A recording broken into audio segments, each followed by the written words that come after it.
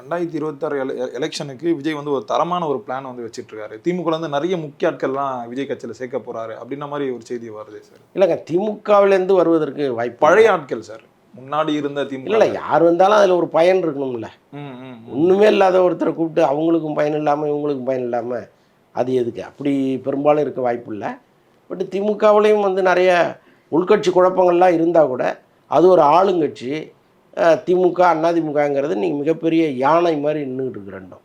So அங்கேருந்து இன்னொரு புது கட்சியை நம்பி போகிறதெல்லாம் பல பேர் யோசிப்பாங்க. இருந்தாலும் திமுகவிலிருந்து வருவதை விட அதிமுகவிலிருந்து வருவதோ அல்லது மற்ற கட்சிகள்லேருந்து வர்ற ஆட்களோ அதிகமாக இருக்கும்னு நினைக்கிறேன். அந்த கட்சி ஆரம்பித்து ஒரு வருஷம் ஆயிடுச்சுன்னு சொல்லிட்டு ஒரு செலிப்ரேஷன் பண்ணுறாங்க சார். என்ன பண்ணிட்டாங்க, இதுக்கு எது ஒரு செலிப்ரேஷன் அப்படின்னு கேட்குறாங்களே சார்.